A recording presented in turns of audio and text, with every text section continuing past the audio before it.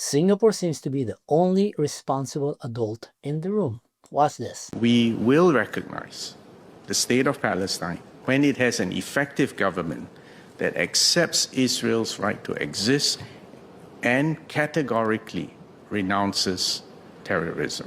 Hamas has consistently rejected Israel's right to exist. It has yet to renounce terrorism or agree to disarm. In fact, Hamas has vowed to repeat the terrorist attacks of 7th October if given the opportunity again. Again and again, they keep repeating they don't want a two-state solution, they want to destroy Israel. The Palestinian Authority doing the same.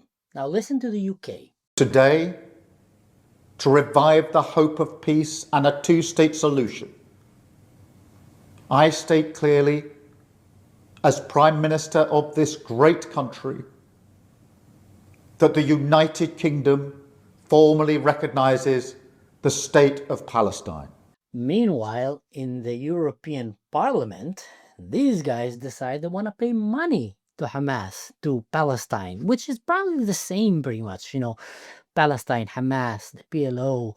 It's a terrorist state. They throw gay people out of rooftops. They kill Christians and Jews. And they keep saying they don't want a two-state solution. And the only solution is from the river to the sea.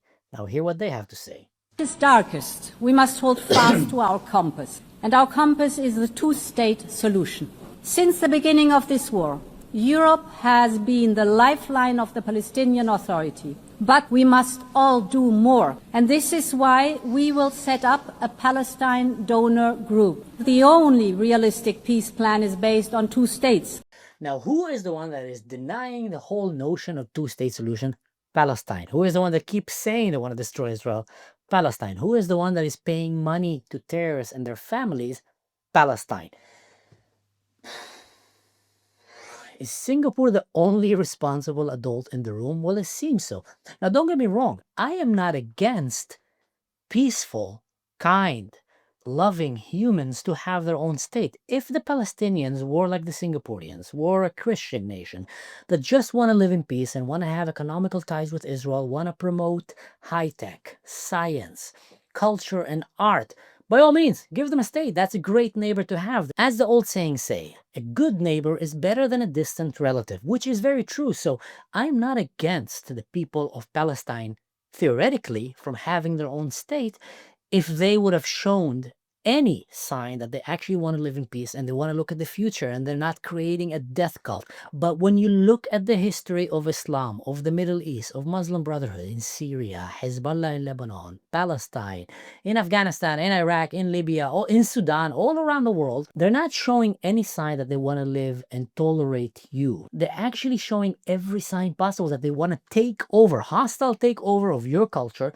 destroy it, and establish an evil dictator, dark Caliphate rule. And that is what the UK, European Union, and many other countries are supporting right now. What they're actually doing is they're rewarding terrorists like Hamas, telling them if you do an October 7, we'll reward you with the states. What do you think is going to happen after? What is ISIS going to do? What is Al-Qaeda going to do? What is other new terrorist cells that are just popping up right now and seeing that, wow, look at that, that worked for them. They went and they butchered, murdered, killed, and raped innocent civilians. And then they hijacked their own nation, used it as human shields, allowed the blood of their children to run in the streets while they hide behind them as human shields under the ground in underground tunnels. Meanwhile, keeping the civilians up, holding the hostages, not releasing the hostages, watching the suffering of their own people, because what's going to happen? The West is going to back down and the West is going to reward them for that. You're actually creating a very unsafe future for your children, for our children, for the entire Western civilization by rewarding evil deeds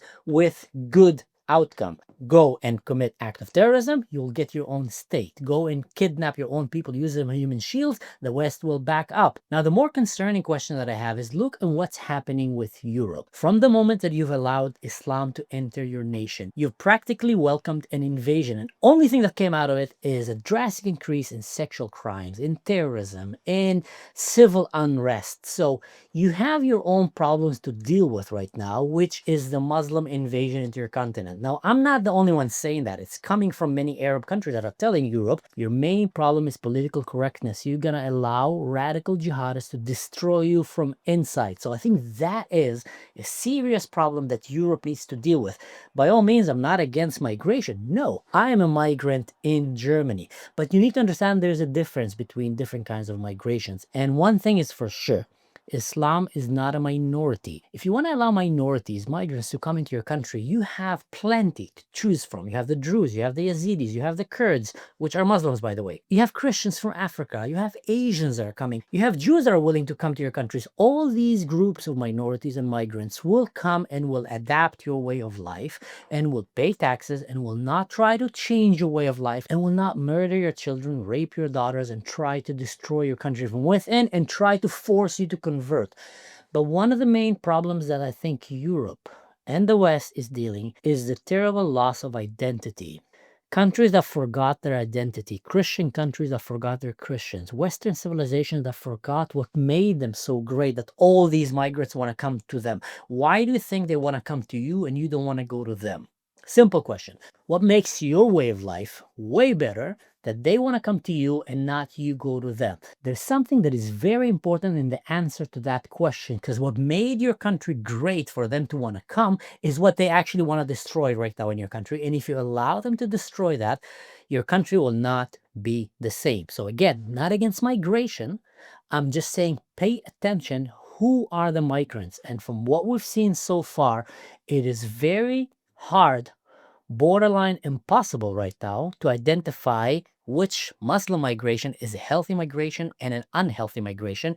And if you want to save your culture, you have to put a stop into that. Now, don't say no to all migrants, but start figuring out which migrants will come to your country and will support and not bring anti-Semitism, not bring racism, not bring jihad, not bring Muslim brotherhood. Everything I'm saying here is not rocket science. It should be very, very clear for your leaders to make these decisions as they decide to protect your way of life. My fear for Germany and for other countries in Europe, that you'll wake up one day and you'll realize you can't send your daughter anymore to the local bakery on a Sunday morning to go and buy bread because she might be sexually assaulted or harassed in the street, or that you won't be able to go in the street and share your opinion because people might come and start destroying and burning down your country. Look at what's happening in Italy right now. And a very good sign for that in the animal realm, there's some things that indicate that something wrong is happening. Sometimes it is when birds start flying away. When birds start flying away, you realize, okay, tsunami is coming, an earthquake is coming. Some animals have this internal sense that something is happening. We need to get out of here immediately because it's not going to be safe for us to stay here. When it comes to humans and to modern society, a good way to see that something very, very wrong is happening to your culture is the peaceful minorities that live among you. When you start finding that ex-Muslims, Druze, Christians, Yazidis, Jews, all feel unsafe living in your country and feel that if they speak out, they might get attacked in the street, then that means that something very wrong is happening and something evil is harboring inside of your society and you got to pay attention to it. But right now what happened is it's the biggest trick in the book. The bullying majority have convinced the Christian world, the Western world, that they are actually the minority, that they are actually the victims, and that the real minorities and the real victims are the bad guys. And that's why when you go in Europe and you start telling Europeans about this, instead of listening to you, they start shaming you. And if you, as a minority, start speaking out against radical Islam in Europe, in the US, in Canada, you might get attacked. By who? By either the radical Muslims or the radical left. The red and the green, jihad and communism, they might come and attack you and try to silence you. So if you want a good advice, how should you identify if you have a serious problem with migrants in your country? Go and look who are the real minorities living among you and see what they have to say about it. And I'm telling you right now, go and talk to people from Iran, go and talk to people from the Middle East that actually came to your country that are not Muslims, and you'll hear a very concerning story. And I would strongly recommend that you listen to them. Don't shame them. Don't call them Islamophobes. Listen to them. They know what they're talking about. They left these countries for a reason, and they came for you seeking for a shelter. And instead of listening to them, you brought the bad guys from these places that made their life a living hell.